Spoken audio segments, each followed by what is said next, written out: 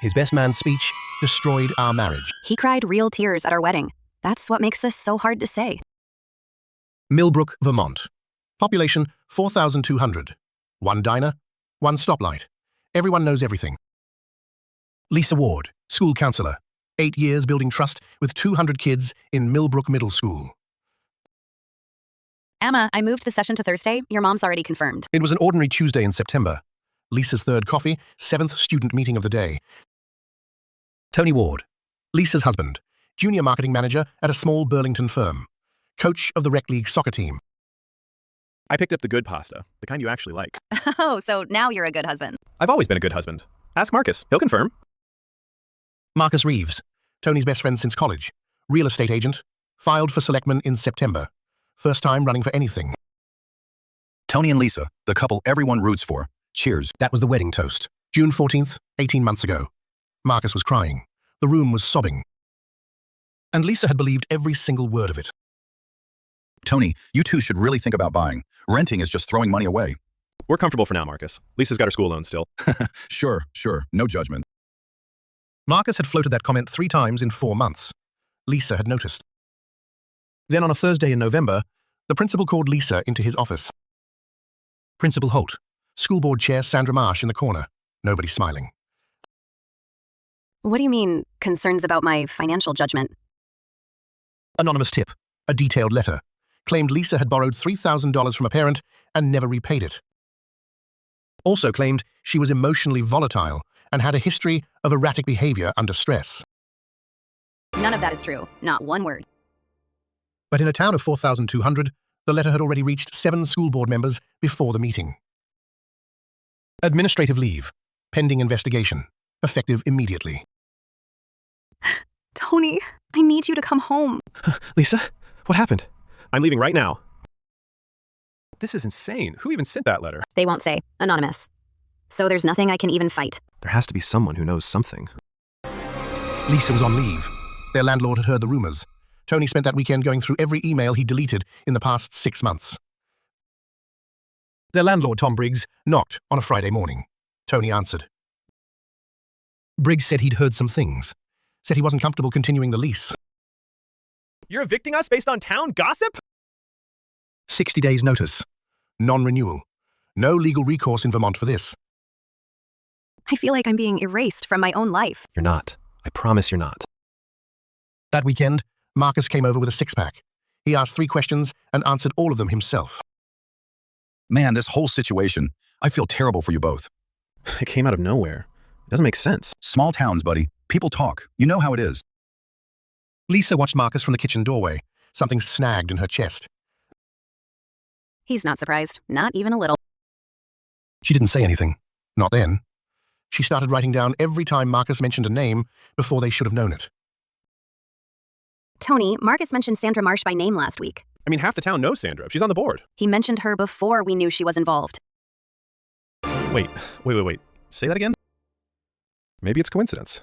Lisa, Marcus is my best friend. I know exactly what that means to you.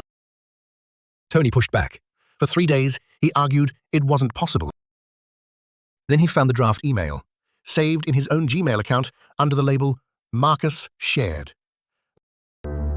He used my laptop. He drafted it from my account and deleted it. Google's deleted drafts, recovered via trash. The metadata showed Marcus's guest login timestamp. He was here that Tuesday in October, remember? I left him alone to take a work call. 20 minutes. I went to get groceries. He's been planning this. This wasn't a moment. It was a campaign. I'm going to be sick. They dug deeper. Marcus had been running for town selectman, filing papers in September.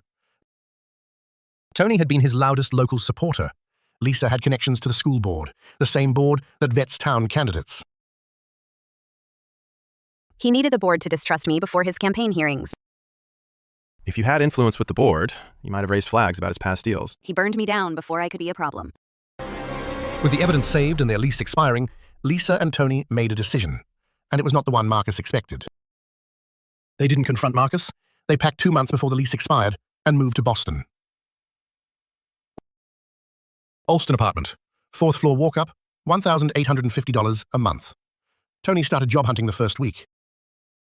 I got a second interview at Brannigan & Cole. PR firm, mid-size, Boston clients. Tony, that's perfect. That's exactly right. Tony got the job. Media relations specialist. He was very, very good at it. I know every regional political reporter from Vermont to Hartford. That's the job. Tony, what exactly are you thinking? Marcus is running for selectman, March 11th primary. Tony spent 2 weeks compiling everything. Public records, court filings, property transactions. 2019. Marcus's LLC had defaulted on a commercial lease in Stowe.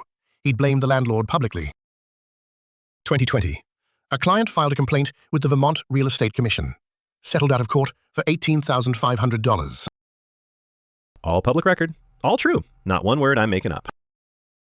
There was also the matter of the affair. 2 years ago, a married woman. Her husband had filed a police report. Tony had known. Tony had covered for Marcus because that's what best friends do. You protected him, Tony. Even from me. I know, and I'm sorry. I was wrong. The first email went to Carla Simmons at Vermont Public Radio on January 8th. Public records attached. No spin. Just a note.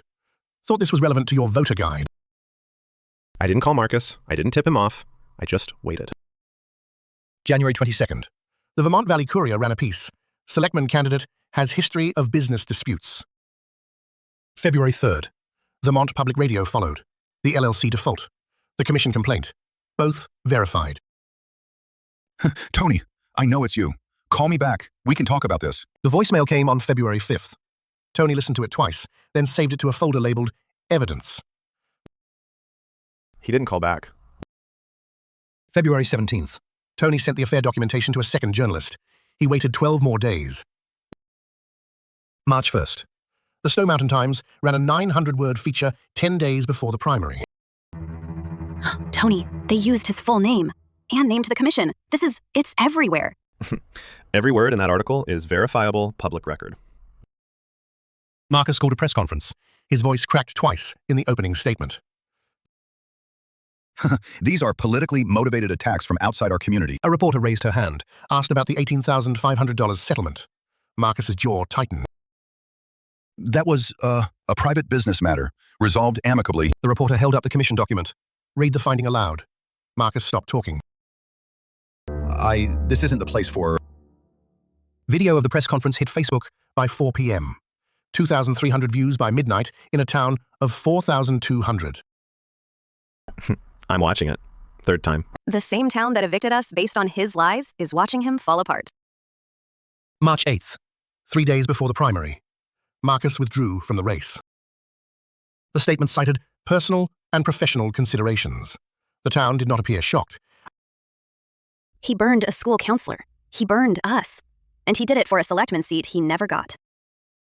There was one more thing Tony had sent, quietly, last week in February.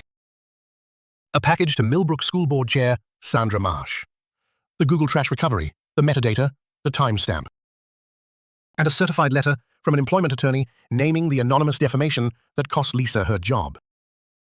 3 weeks later, Lisa received a call from the Millbrook School District's legal office. They're offering a settlement and a formal letter clearing my name from the record. Lisa, take the letter. Frame it. I'm not going back, Tony. Boston has 2 openings for school counselors. Then we stay, and we build something Marcus can't touch. Lisa accepted a position at a Dorchester middle school. 312 students. Starting salary $8,000 higher.